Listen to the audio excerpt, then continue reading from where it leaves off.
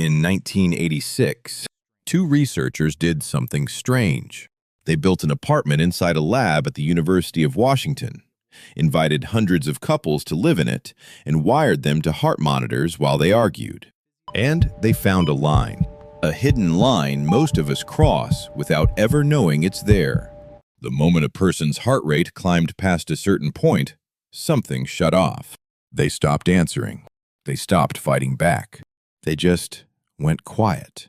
Not because they had run out of things to say, because their body had quietly pulled a switch they didn't choose to pull.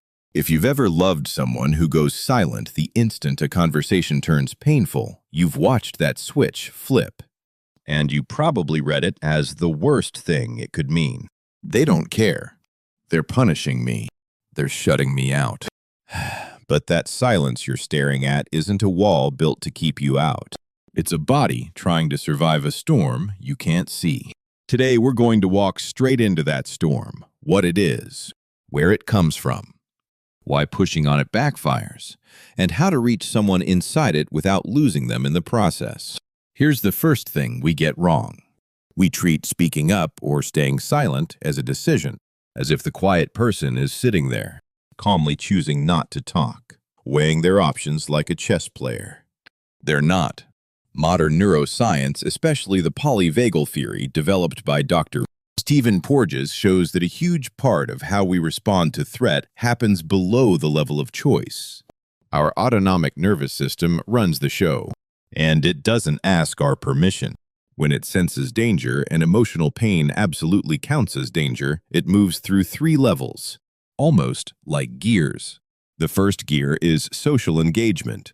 We're calm. We can still use words. We can say, "What you said really hurt me," and actually mean it. The second gear is fight or flight. The heart speeds up. The voice rises. We argue. We defend. Or we grab our keys and walk out of the room.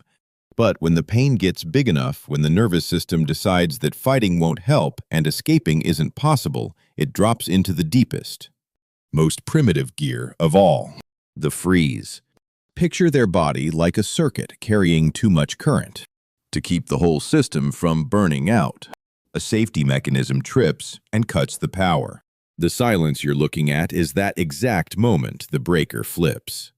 And this isn't a metaphor with nothing behind it. This is the line those researchers found. Dr. John Gottman and Dr. Robert Levinson, in their studies at the University of Washington, watched it happen on their monitors again and again. Once a person's heart rate crossed roughly 100 beats per minute, they entered a state Gottman named flooding. In that state, the body is bracing so hard for threat that the ears basically stop working.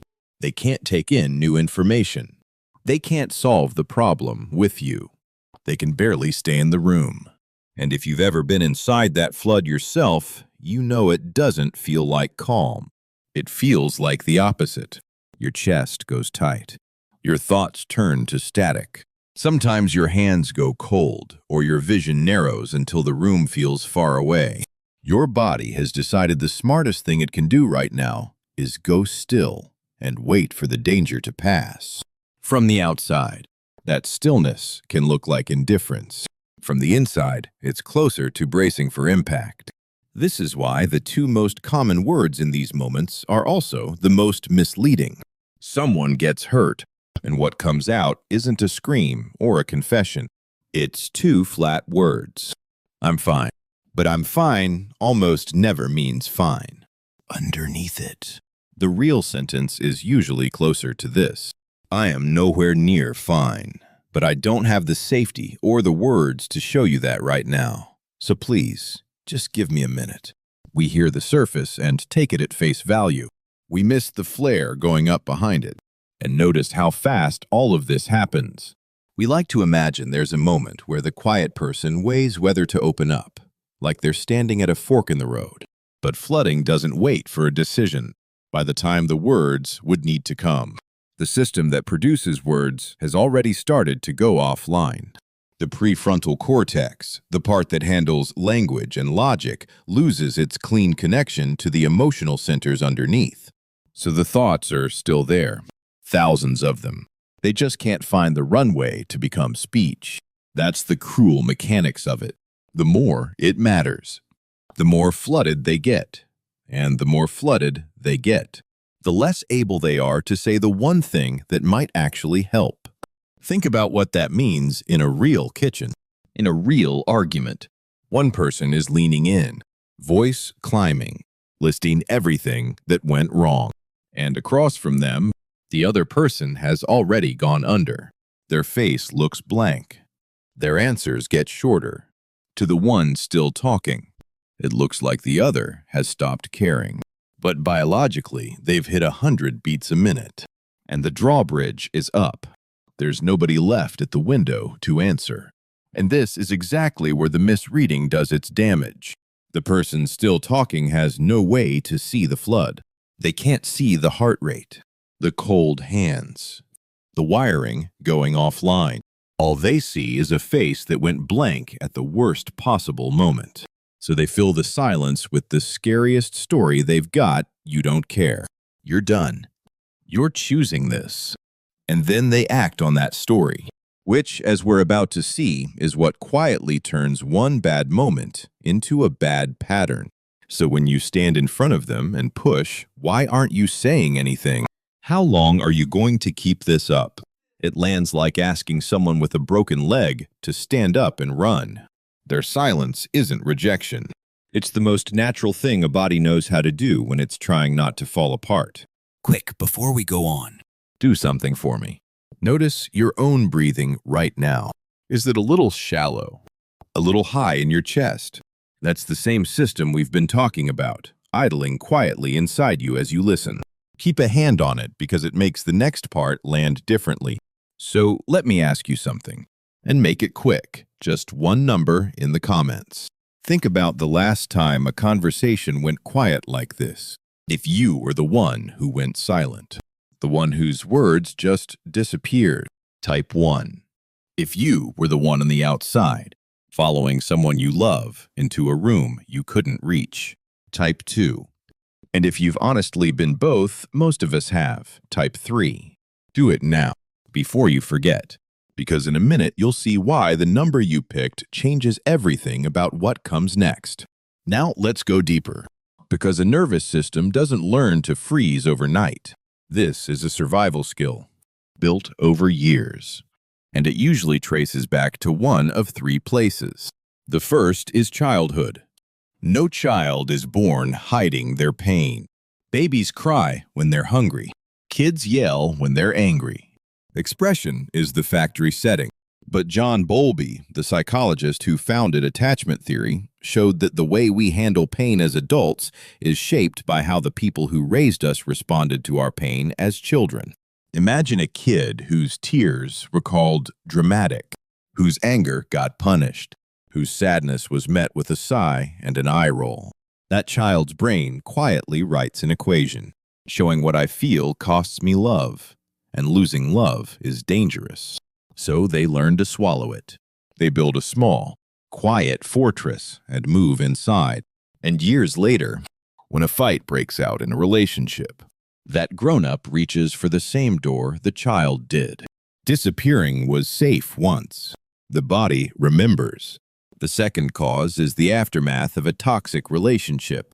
Picture someone. Let's call her the one who used to talk. Early on, she said everything she felt. Then she fell for a person who turned every honest sentence into a weapon. She'd say, "That hurt me." And 20 minutes later, she was apologizing for starting a fight. She'd cry and get told she was being manipulative. She'd explain and watch her own words get bent into something she never meant. So her nervous system ran the math and reached a conclusion that kept her safe. Speaking makes it worse. By the time she was in a healthy relationship years later, the wiring was already set. Her new partner would raise the smallest concern, and she'd go silent, not because of him, but because of everything that came before him. That kind of quiet isn't emptiness. It's a scar doing its job. And the third cause has nothing to do with wounds at all. Sometimes it's just how a brain is wired. There are two broad ways people process conflict. The first group thinks out loud they need to talk to figure out what they feel, and the more they say, the clearer it gets. The second group works in reverse. They have to sort the whole thing out on the inside before a single word is safe to say. Psychologists call them internal processors. For an internal processor, a loud, fast argument dumps more emotion into the system than it can handle at once. Their brain becomes an old computer with 100 tabs open, and it freezes. Someone asks them a sharp question, and they can feel the answer forming somewhere deep, but there's a wall of static between the feeling and the words. Demand the perfect sentence right now, in the heat of it, and the whole thing crashes. Their silence isn't stubbornness. It's a loading screen. Give them an hour and they'll hand you a paragraph more honest than most people manage in a lifetime. Childhood, a toxic past, or simple wiring 3 different roads, 1 destination. And in every single case, the silence is full, not empty. But here's the piece almost no one talks about. There are 2 people in this scene, and so far we've only looked at one of them. Because if you're the person on the outside, the one following them from room to room, the one whose chest is tight with, "Please just talk to me," your body is doing something too. And it's not as different from theirs as it feels. Remember that 100 beats per minute line. It doesn't only belong to the quiet one. When you feel someone you love pull away, your nervous system reads it as its own kind of threat. Abandonment, disconnection, the floor dropping out. Your heart climbs. You flood too, and a flooded body doesn't chase calmly. It chases in a panic, louder and faster, grabbing at the other person to make the fear stop. Picture it. One person is backing toward the bedroom door, going quieter with every step. The other is following, talking faster because, to them, every step away feels like the relationship ending in real time. From the outside, it looks like one aggressor and one wall. But zoom in to the bodies, and it's 2 alarms screaming at the same volume, just wired to opposite exits. One alarm says, "Get closer, fix it now. Don't let them leave, asterisk." The other says, "Shut it down, protect the core, make it stop, asterisk." And the cruel part is that each one's survival move is the exact thing that terrifies the other. The chasing makes the quiet one freeze harder. The freezing makes the chaser panic harder. Round and round. Once you see that, the whole fight changes shape. It stops being what's wrong with them and becomes what's happening to both of us. That shift is where the way out actually begins. So let's name what's really happening under that quiet surface. 3 truths. Truth 1. Their silence is not empty. From the outside, they look like a still, cold lake. Inside, there's an endless conversation running. The brain's replay system, the part that loops the past on repeat at 3 in the morning, goes into overdrive. In that silence, they're not switched off. They're running at an intensity most people never touch. Was it my fault? What did that word mean? If I speak now, do I make it worse? They're not avoiding the problem. They're lost in a maze of it with no exit made of words. And here's a hidden layer inside that maze. A lot of quiet people don't actually go quiet, they go analytical. Ask them what's wrong, and they won't say I felt rejected. They'll explain the entire history of the relationship. They won't say I was scared. They'll list every inconsistency in your behavior. Analysis feels safer than feeling because it puts distance between them and the soft, exposed thing underneath. But the tragedy is you end up answering the argument and completely missing the need beneath it, so they feel unseen all over again. And the wall goes up another inch. Breaking that habit usually means using fewer words, not more. Instead of the whole case, 1 line. I felt unimportant. I was afraid you'd leave. I needed you to defend me. I wanted reassurance, but I was ashamed to ask. Those short sentences expose the wound instead of the argument built around it. That's frightening, and it's also exactly where real closeness begins. Truth 2. The silence is often protecting you. Dr. Dan Siegel describes a window of tolerance, the zone where we can still feel and still function. When someone is hurt badly enough, they get thrown clean out of that window.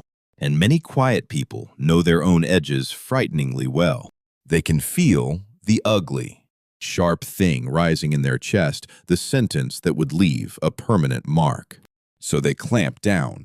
The silence you read as an attack is often the strongest shield they have, held up to keep the worst version of themselves from ever reaching you. Truth 3. The more you push, the more they freeze. This is the tragic loop. One person follows, demanding, "Say something. This is disrespectful." But to a flooded nervous system, every demand is more current on an already overloaded circuit. Worse, it confirms the oldest childhood fear, that their feelings are a burden. Push far enough and they might finally say something. But it usually isn't the truth. It's just words to make the pressure stop. And that's the moment real connection quietly dies. But there's a danger here, and I'd be lying if I skipped it. Silence starts as a shield, used once in a while, with a way back. It protects the relationship. Used over and over, for years, with no bridge home, it slowly hardens into a wall. And the scariest thing about that change is how quiet it is. Nobody announces it. One day, the quiet person just stops explaining themselves. They stop reaching for understanding. And that isn't the start of the problem. It's usually the end of it. Gottman gave this whole pattern a name. After watching thousands of couples, he identified 4 behaviors that predict a relationship falling apart. The 4 horsemen: criticism, contempt, defensiveness, and stonewalling. That last one, stonewalling, is our silence, the complete shutdown. And when someone stops giving you their words entirely, it's rarely because they've stopped feeling. It's because they've run out of hope that speaking will change anything. So hear this clearly. The goal was never to make the quiet person talk more. The goal is to make speaking feel safe again before the shield sets into concrete that neither of you can climb. Now, if you've been listening closely, you might feel a knot in your stomach, because a lot of people here give them space and flinch. For them, space doesn't feel like a gift. It feels like being left, like the door closing. If you grew up afraid of being abandoned, someone stepping back can trip the exact same alarm as someone yelling. So let's be precise, because this is where good intentions go wrong. There's a difference between space and abandonment, and it isn't about distance. It's about the message underneath. Abandonment says, "Your feelings are too much, so I'm leaving you alone with them." It's a door slammed and locked from the outside. Healthy space says, "Your feelings are welcome, and I'm not going anywhere. I'm just stepping back so the storm can pass." It's a door left open, with someone sitting right on the other side of it. Same physical act, opposite meaning. And a nervous system can tell the difference almost instantly, because the whole difference lives in one thing: whether you come back. Space without a return is just abandonment wearing a calmer face. Space with a promise attached is safety. So how do you actually reach a closed-off heart without breaking the hinge? It's not a clever communication technique. It's one idea: presence without demands. And it changes what comes out of your mouth. So let me give you the exact swaps. Don't say, "Why won't you just talk to me?" Try, "I can see you're overwhelmed. I'm going to be in the other room, no rush, and I'm not upset with you." Don't say, "How long are you going to keep this up?" Try, "Take your time. Can we agree to come back to this at 8? Don't say, "Fine, forget it," and walk off. Try, "I'm not leaving this. I just want us both calm before we finish it." Notice everything those small speeches do. They remove the threat, which lets the flood start to drain. They leave the door open, which quietly answers the abandonment fear. And they hand the nervous system the one message it's been scanning for this whole time. You are safe. Even when you can't speak. Blood flow returns to the language centers. And they come back not because you forced them, but because staying quiet finally felt allowed. Just don't slam a cabinet on the way out, or add a threat at the end. The exit and the reassurance have to travel together, or the whole thing reads as abandonment and the wall goes higher. And if you're the one who goes quiet, this next part is yours. The way you process isn't a flaw. You're not cold and you're not broken. Your pace is just slower than the noisy world around you. But silence that protects can also turn into a wall that blocks the very love you want. So build yourself a safe exit. Don't vanish. Leave a bridge. Say, my mind is stuck right now, and I can't find the words yet. I need about 30 minutes to calm down. And then, I promise, I'll come back. That one sentence gives you room to defrost while telling the other person you haven't left them. Then honor it. Come back when you said you would. Even if all you can manage is, I'm still sorting it out. But I'm here. And when you're calm enough to check yourself, ask 3 quiet questions. Is my silence helping me settle? Or helping me hide? Am I actually coming back? Or making them guess how long?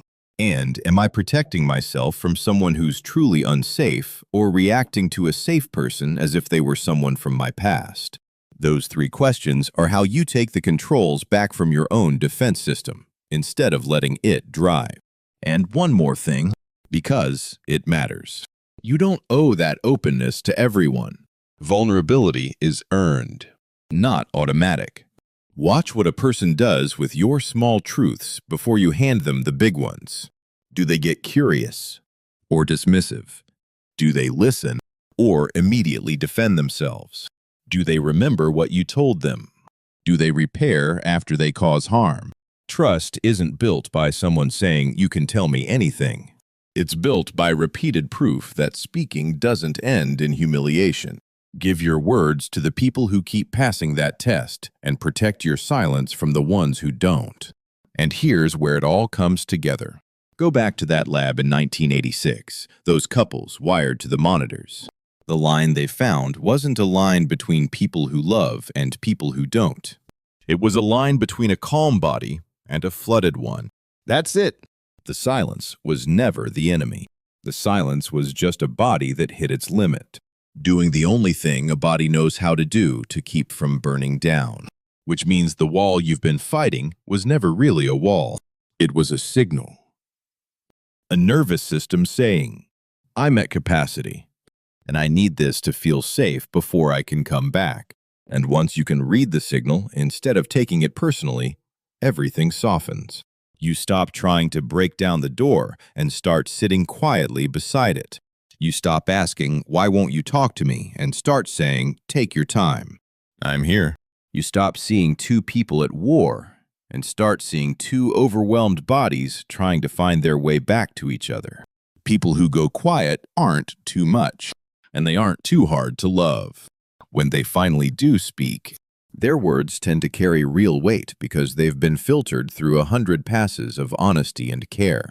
Their silence in the right place was never distance. It was a room. And one day, they'll find the person who can sit in that room with them, unafraid, and understand that the quiet was never a rejection. It was an invitation to come closer. But there's one layer we haven't touched yet, and it might be the most important of all. Because knowing why someone goes quiet is only half the map. The other half is what happens after the storm passes. How 2 people actually rebuild trust once the silence has already done some damage. So the same wall doesn't go straight back up next time. That's exactly what I want to break down in the next video. So before you go, tell me in the comments, when you go quiet, what's the one thing you most wish the other person understood? Drop it below. Your answer might be the exact sentence someone else has been trying to find. And if one specific person came to mind while you were watching this, the one who goes quiet, or the one you keep chasing, send this to them. Some things are easier to hand to a person than to say to their face. This might be the doorway back. Subscribe, and I'll see you in the next one, where we walk the road home. Silence was never the absence of love. Sometimes it's love, holding its breath, waiting to feel safe enough to speak.